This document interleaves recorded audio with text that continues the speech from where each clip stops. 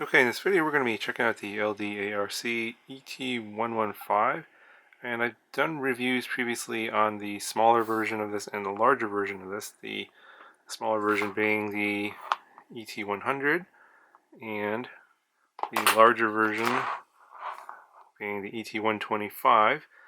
And I haven't done this video because I was waiting for the ET115 to come into stock, and one of the reasons I discovered that I think this was out of stock for a while is I think this is actually the best one of the three and probably the most popular. It does sort of ticks all the boxes for me in terms of an outdoor brushless whoop with these really nice, basically indestructible prop guards. You can pretty much hit any kind of gap, and you'll see in the flight demo that I'm hitting lots of gaps in trees and flying through trees and stuff, and not having any issues with hitting stuff. And even if you do, you just bounce right off and keep on flying. I think this size and the power that you get from these 1104 7500 kV motors gives you a lot of confidence to maneuver in tight spaces and hit gaps, more so than on the ET100, which has the smaller motors.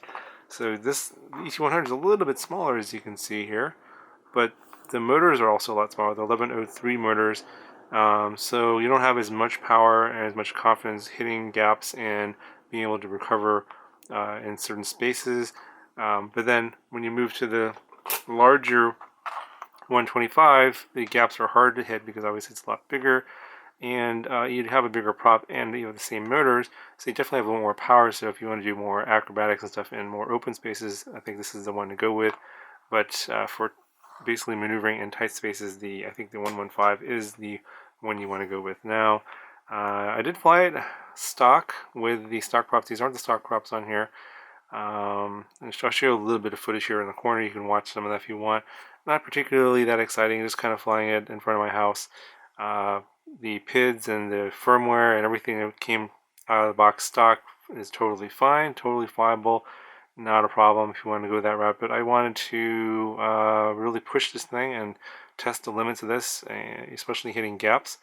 And so what I did was I flashed the firmware on the ESCs. I've updated that so I can enable turtle mode. I reversed the props. And I did swap the props out for these 2.3-inch Von mini props. I think this is a better prop than the stock prop.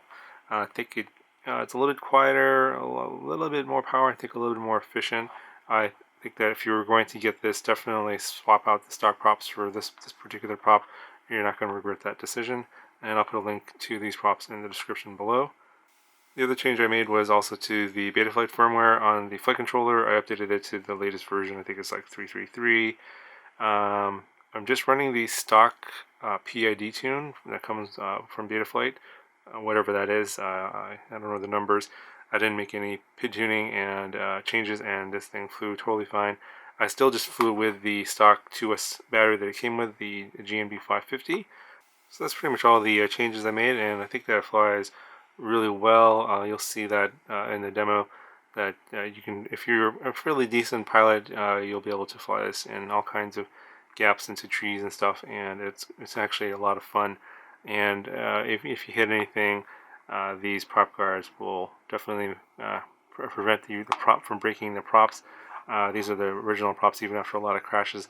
I'm not sure if it comes out in the camera or not, but you can see there's a lot of scuffs on here, crashing into concrete, trees, whatever. There's grass stains on this and everything like that. But yeah, if you're looking for an outdoor 2S brushless whoop, this is the one to get. There's been a lot of brushless 2S whoops on my channel, and I think finally the best one has finally arrived. This is the one you want to get. Now, obviously, the couple downsides are no Betaflight OSD on the flight controller. I think that the camera could be better, although you could probably swap that out for something else. I might do that for a future video.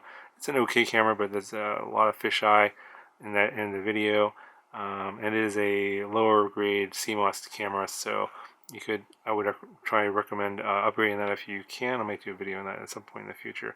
But on that, I thought it flew great, and this would be my choice of the three of the ET series. This is the one to get, and yeah, I can fly it on 2S. I think it's totally fine. I'm not sure if 3S would be recommended. I've seen people fly it on 3S, but I think 2S is just totally fine for the kind of flying that I would do for something like this. Anyway, I'll go ahead and show you some flight demo footage. If you have any questions, let me know, and I'll talk to you guys in the next one.